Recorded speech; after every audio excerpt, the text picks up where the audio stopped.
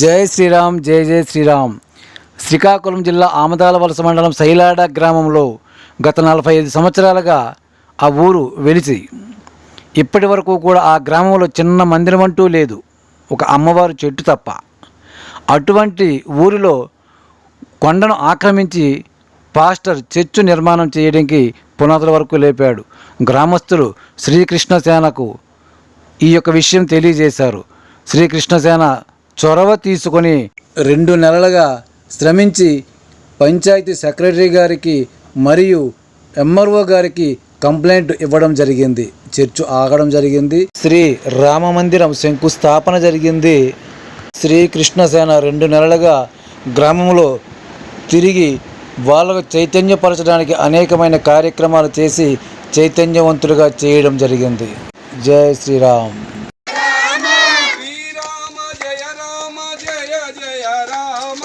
శ్రీరామ రామ జయ జయ రామ, జై శ్రీరామ్. రామ్ జయ జయ రామ్, జై శ్రీరామ్, జై శ్రీరామ్, జయ జయ జై శ్రీరామ్, జై శ్రీరామ్, రామ్ జయ జయ రామ్, శ్రీరామ్ జయ రామ్ జయ జయ రామ్, శ్రీరామ్ జయ రామ్ జయ జయ రామ్, శ్రీరామ్ జయ రామ్ జయ జయ రామ్, శ్రీరామ్ జయ రామ్ జయ జయ రామ్, శ్రీరామ్ జయ రామ్ జయ జయ రామ్, శ్రీరామ్ జయ రామ్ జయ జయ రామ్, శ్రీరామ్ జయ రామ్ జయ జయ రామ్, శ్రీరామ్ జయ రామ్ జయ జయ రామ్, శ్రీరామ్ జయ రామ్ జయ జయ రామ్, శ్రీరామ్ జయ రామ్ జయ జయ రామ్. జై శ్రీరామ్. తిరుమూర్తి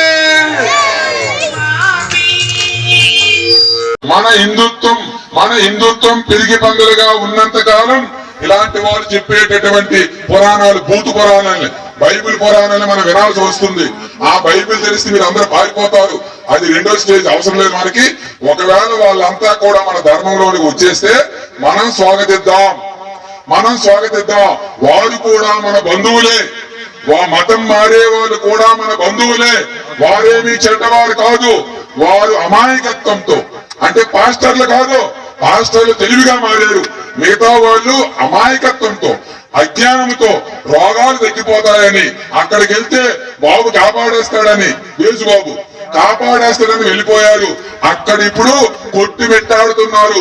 ఆ తెలారులో ఇప్పుడు 10 ఇళ్ళు మాత్రమే క్రైస్తవులు, 60 ఇళ్ళు పైగా హిందువులుగా మారిపోయారు. చెప్పండి జై శ్రీరామ్, జై శ్రీరామ్, జై శ్రీరామ్, జై శ్రీరామ్. ఇక్కడ కూడా అలాగే మారిపోతారు.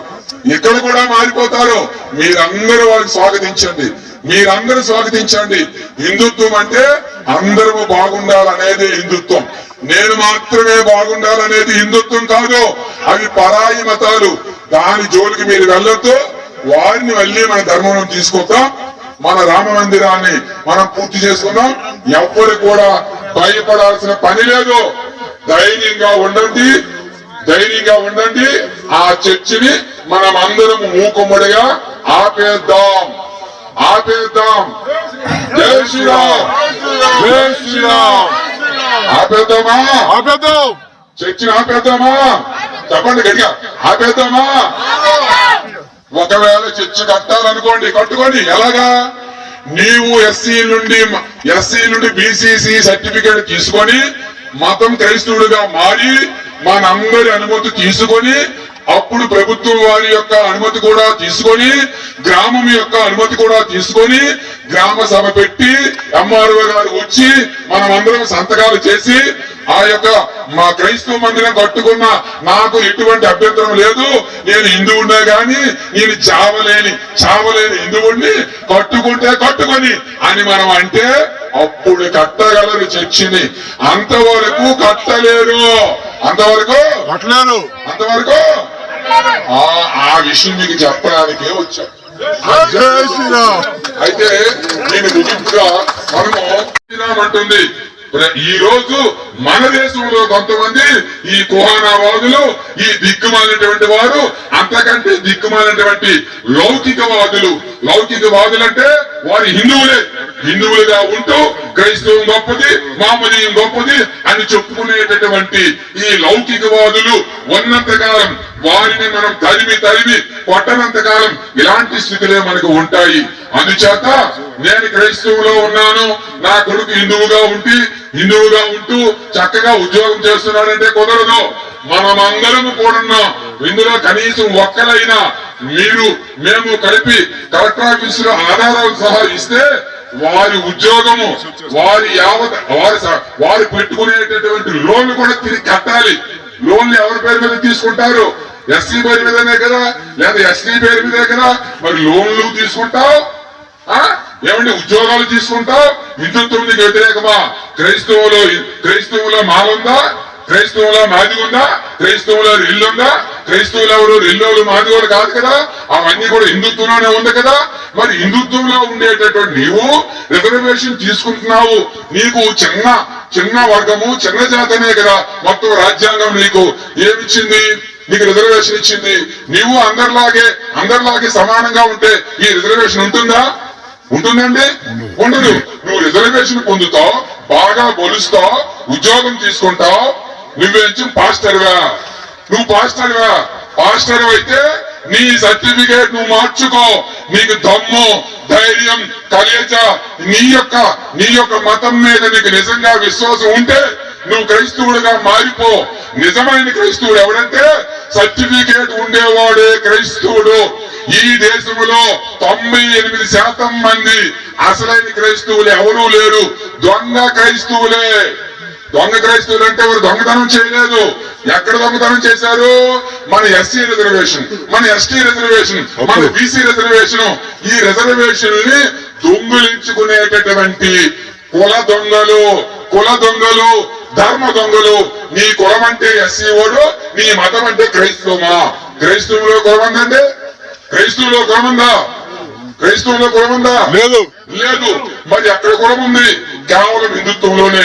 అది కూడా ఈ కులము కూడా బ్రిటిష్ వాడు వచ్చే ఈ కులాన్ని లేపాడు. ఈ రోజు రాజకీయ నాయకులు దాన్ని రచ్చ చేస్తా ఉన్నారు. ఆ పార్టీ ఈ పార్టీ తేడా ఏమీ లేదు.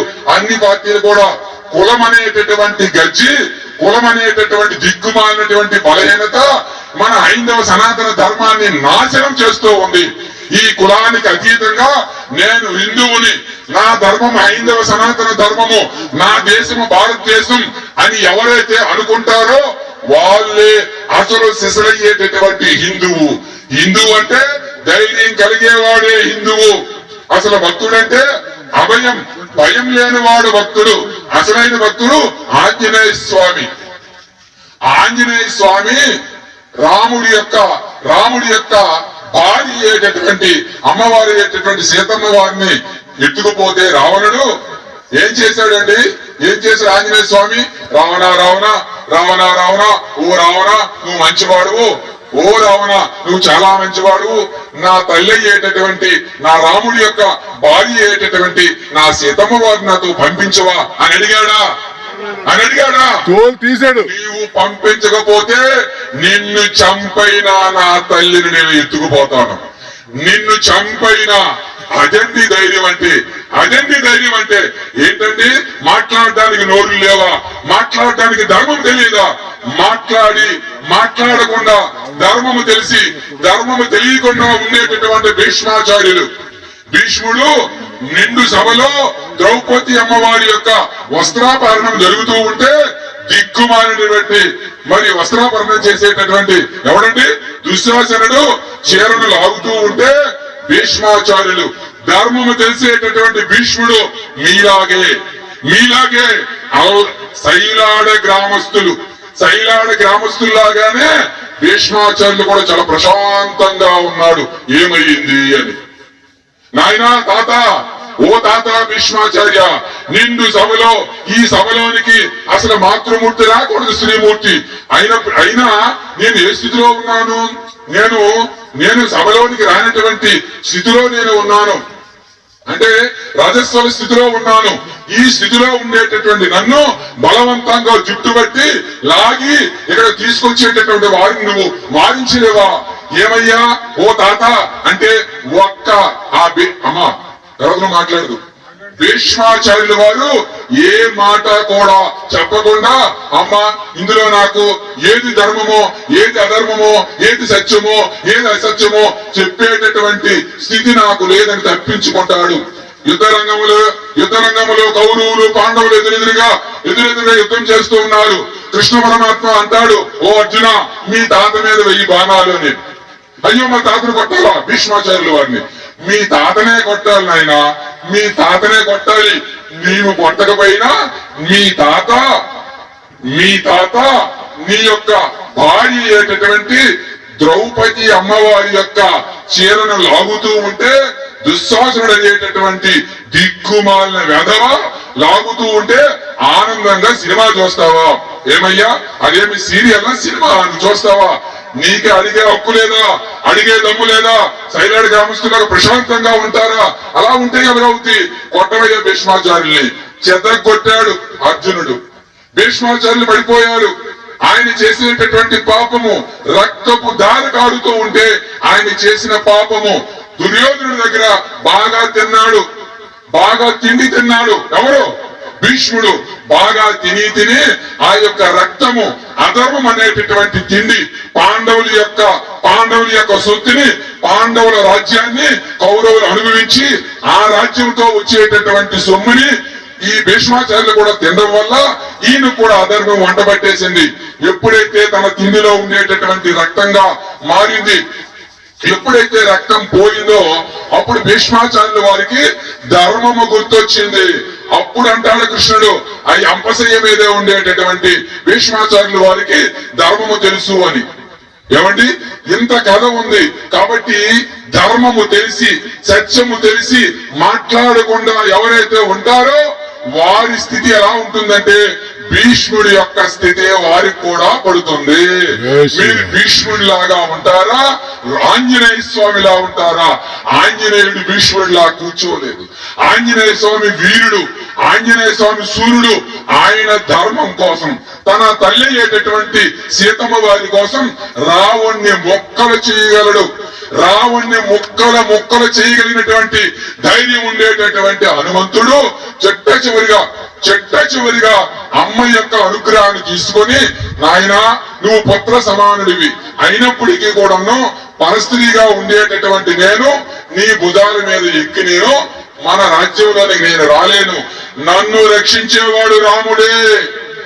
ఎవడి చెర నుండి నన్ను రక్షించడానికి విష్ణుమూర్తి భూమి మీద పుట్టాడో ఆయన వస్తే నేను వస్తాను. ఆ విషయం చెప్పవయ్యా అని ఆంజనేయ స్వామికి చెబితే ఈ విషయాన్ని సైన్యానికి రామచంద్రుల వారికి తెలిస్తే మొత్తం సైన్యాన్ని వెంట పెట్టుకుని దశ కంఠుడు ఒక తల పోతే ఇంకో తల వచ్చేస్తుంది. మామూలుగా ఒక తలమని నరికామనుకోండి ఇంకో తల వచ్చేస్తుంది. అటువంటి దశ కంఠుడిగా ఉండేటటువంటి రావణాసురుణ్ణి రాముడు సంహరించడం జరిగింది. అంటే ఎప్పటికైనా ధర్మానిదే పై చేయి, ధర్మమే గెలుస్తూ ఉంటుంది. ధర్మం మాట్లాడితే ధైర్యం వస్తుంది, ధర్మం మాట్లాడకపోతే పెరిగితనం వస్తుంది. మనం ధర్మం మాట్లాడకుండా మన ఇంట్లో మనం ప్రశాంతంగా నా రాముడు భజన నేను చేసుకుంటాను, అక్కడ క్రైస్తవ భజన చేసుకోనిలే, వాడు ఓ దేవా అంటాడు, నువ్వేంచో రామ అంటే నీ శబ్దం చిన్నదైపోద్ది. రేపు వాడు హిందూ దేవి దేవతను తిడతాడు. ఆ బైబిల్లో ఉండే వాక్యాలు చదివిస్తే మాతృమూర్తులు పారిపోతారు. అన్ని బూతులు ఉన్నాయి. ఆ భూత పురాణం అన్ని కూడా తెలిసిన వారికి 2 ఉన్నారు. మామూలు సైంటిస్టులు కాదు, వాళ్ళు పరమ పెద్ద సైంటిస్టులు కూడా ఉన్నారు. వారిని వదిలితే మీరు అందరూ పారిపోతారు. నేను ధర్మంగా చట్టాన్ని అనుసరించి మీ అందరికీ అర్థమయ్యేటట్లు నేను చెప్తున్నాను. వారు విప్పేటటువంటి ఆ యొక్క ఏంటంటే దాని పేరేంటి నల్లగుంటది ఏంటమ్మది బైక్ ఏంటది, అందులో బూతులే ఉన్నాయి. మీకు పని అయిపోతే మీరు వెళ్ళిపోండి. వాళ్ళకి కావాలంటే వాళ్ళు నన్ను అడుగుతారు, మీ పని అయితే మీరు వెళ్ళిపోవచ్చు, ఏ ఇబ్బంది లేదు. నేను శ్రీకాకుళం వెళ్ళాలి, నాకంటే మీరు నేను ఇంటికి వెళ్ళి నేను వెళ్ళేలాగా మీరు భోజనం చేయగలరు లేదా? పిరికి వాళ్ళు మాట్లాడే మాటలు ఇవే.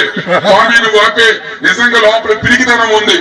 పిరికితనం ఉండేవాడు ఈ మాటలు మాట్లాడతాడు. నేను ఆయన కోసం చెప్పలేదు, సహజంగా ఆయన గొప్పవాడే, ఆయన ధైర్యవంతుడు. ఆయనకి మన అండానికి పని లేదు, ఆయన ధైర్యవంతుడు కాబట్టి ఆపేమన్నాడు. పిరికి వాళ్ళు అయితే ఆపమన్నారు. ఏమను ఎస్సీ రిజర్వేషన్ రక్షించడానికే నేను పుట్టాను అన్నట్టు నా ప్రయత్నం చేస్తూ ఉన్నాను. అందులో కొంత భాగంగా ఎస్సీ వీధుల్లో ఎక్కడైతే ఎస్సీ వారు ఉన్నారో అక్కడ నిర్మాణం చేస్తున్నాం, ఎక్కడైతే ఎస్టీ వారు ఉన్నారో అక్కడ నిర్మాణం చేస్తున్నాం, ఎక్కడైతే మత్స్యకారులు ఉన్నారో అక్కడ నిర్మాణం చేస్తూ ఉన్నాం.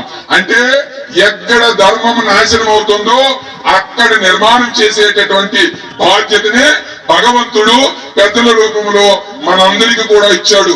నిర్మాణం చేసే బాధ్యత అంటే చాలా పెద్దది కదండి. మరి నేను వెళుతున్నే కదా, నేను ఎస్సీ వాడినే కదా, మరి భగవంతుడు నాకు అంత పెద్ద బాధ్యత. ఈ జిల్లా దేవాలయాన్ని మనం నిర్మాణం చేసుకోలేమా? ఎలా అయినా మనం ఒక్క దేవాలయం నిర్మాణం చేసుకోలేమా? అక్కడ వాళ్ళు దేన్ని నిర్మిస్తా ఉన్నారు? పురాణాల వరకు వచ్చాయి. ఇప్పుడు ఎక్కడ వరకు వచ్చాయి తెలుసా మీకు? తెలుసా? చూసారా? చెప్పండి, చూసారా లేదా? ఎక్కడ వరకు వచ్చాయి? అయితే ఎక్కడ వరకు వచ్చాయి? భయపడే వాళ్ళు పారిపోవచ్చు, భయపడే వాళ్ళు వెళ్ళిపోవచ్చు. ఎక్కడ వరకు వచ్చాయి అంటే మతం మారినటువంటి రిజర్వేషన్ కి వ్యతిరేకంగా, ధర్మానికి వ్యతిరేకంగా, చట్టానికి వ్యతిరేకంగా, అంబేద్కర్ రచించినటువంటి చట్టానికి వ్యతిరేకంగా నిర్మాణం కట్టి, చట్టానికి వ్యతిరేకంగా మతం మారి వారికి ఉండేటటువంటి ధైర్యం మనకి లేదంటే మనం ఏ స్థితిలో మనం ఉన్నామో అర్థం చేసుకోండి. ఏది యువత కనిపించట్లేదు. ఈ ధర్మాన్ని రక్షించడానికి మహిళామూర్తులు మీరు ఆలోచించండి. స్వామి కూర్చోండి, అలా మాట్లాడతారు. ఆయన చాలా మంచోడు. ఆయన కొంచెం భయం ఎక్కువ అంతే. అంటే సమాజంలో అందరూ ఉంటారు, ఆయన్ని కూడా మనం స్వాగతించారు. అంటే నాకేమో అయిపోద్దని ఆయన భయం, ఆయనకేమవదో నాకేమైనా అయిపోద్దేమో అని భయం ఆయనకి. నాకేమీ కాదు, నాలో రాముడు ఉన్నాడు. మీలో రాముడు ఉన్నాడా? ఉన్నాడు. రాముడుంటే ధైర్యం ఉంటుందా? ఉంటుంది. ధైర్యం ఉంటుందా? ఉంటుంది. ధైర్యం ఉంటుందా? ఉంటుందా? జై శ్రీరామ్. ఉంటుందా? ఉంటుంది. ధర్మం ఉంటుందా? ఉంటుంది. ధైర్యము ధర్మము లోపల రాముడు ఉండేవాడికి ఉంటుంది. ఇంకెవడో ఉన్నాడు అనుకోండి, అది ఉండదు. మనలో రాముడిని నింపుకోవాలి. రాముడు ఎలా బ్రతికాడో అలా మనం బ్రతకాలి. ఈ ధర్మాన్ని మనం రక్షించుకొని ఈ సమాజాన్ని మనం ఉద్ధరించాలంటే ఇప్పుడు 7 ఇళ్ళు అండి, రేపు 17 ఇళ్ళు అవుతాయి. మనం వినాయక చవితి చేయగలమా? చెయ్యనెవ్వరో. రామ మందిరం కూడా ఆపేస్తారు. రామ మందిరం కూడా ఆగిపోతే వారి సంఖ్య పెరిగితే వారంటారు మీ మీద ఎస్సీ కేసులు పెడతానని. ఎస్సీ కేసులు పెట్టేటటువంటి స్థితి వాడికి లేదు. వాడు ఎస్సీ వాడిగా లేడు. వాడు మతం మారిపోయాడు. మతం మారేవాడు క్రైస్తవుడా? మతం మారేవాడు హిందువా? మతం మారేటటువంటి పాస్టరు హిందువులుగా మీ మీద కేసులు పెట్టగలరా? మీరు నిజంగా మీకు సబ్జెక్ట్ తెలియక, విషయం తెలియక, రాజ్యాంగం కోసం అవగాహన లేక, మీకు రాజ్యాంగం కోసం 4 పేజీల్లో మచ్చికి 2 మాటలు మీకు చదివి వినిపిస్తాను. ఇవన్నీ కూడా మీకు పంచి పెడతాను కూడా. అంటే చట్టబద్ధంగా మనం చదివేటటువంటి ప్రతి విషయం కూడా చట్టబద్ధంగా ఉండేటటువంటి నేను చదువుతాను. అందరూ కూడా ఓపికతో దయచేసి అందరూ కూర్చోండి. మిత్రులారా, మతం మారిన షెడ్యూల్డ్ కులాలకు చెందిన వ్యక్తి షెడ్యూల్డ్ కులాల వ్యక్తిగా పరిగణింప జాలడని ఆంధ్రప్రదేశ్ హైకోర్టు 1977లో తీర్పునిచ్చింది. మతం మారేవాడు ఎస్సీ వాడు కాదు. మతం మారేవాడు బీసీ వాడు మారాడు అనుకోండి, వాడు ఓసీ అవుతాడు. మనూరులో కూడా ఒక బీసీ వ్యక్తి మారాడు. మనూరులో కూడా ఒకడు మారాడు బీసీ వాడు. వాడు ఏమవ్వాలి? ఓసీ అవ్వాలి. వాడు బీసీ రిజర్వేషన్ పొందుతున్నాడు. వారి పిల్లలు గాని, వారి కుటుంబంలో గాని ఎవరైనా ఈ లోన్లు గాని, బీసీ లోన్లు గాని దాని మీద కంప్లైంట్ ఇచ్చిన తిరిగి రికవర్ అవుద్ది, మళ్ళీ ఓసీగా మారిపోతాడు.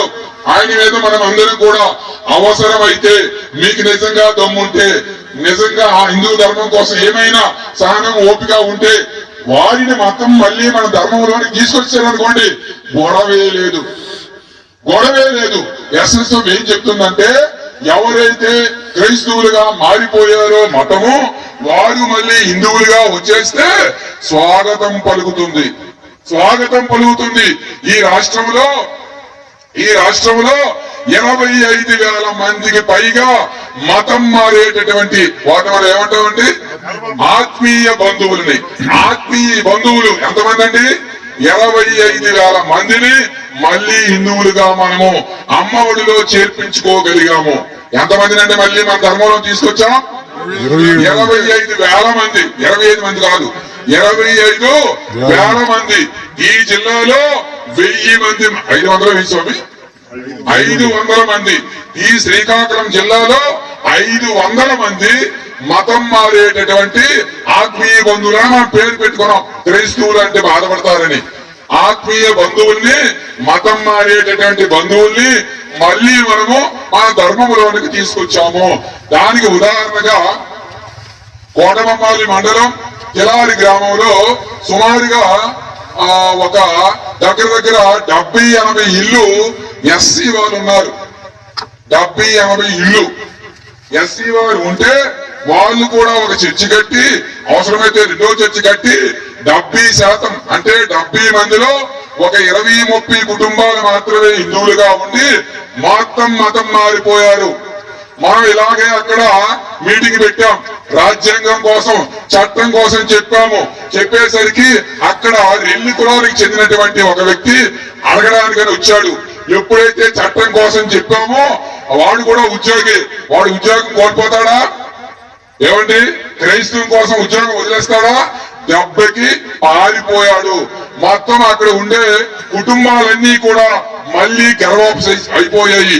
మళ్ళీ ధర్మంలోనికి వచ్చేసాయి. అమ్మ 2 నిమిషాలు ముగించేస్తాను, 2 నిమిషాలు. మీరు వంటలు చేసుకొని మళ్ళీ మీరు తినాలి కాబట్టి మీకు విడిచిపెట్టేస్తాను. కొంత ధైర్యం వచ్చింది కదండి, మాతృమూర్తులకి ధైర్యం వచ్చిందా? వచ్చిందండి. జై శ్రీరామ్, జై శ్రీరామ్, జై శ్రీరామ్, జై శ్రీరామ్, జై శ్రీరామ్.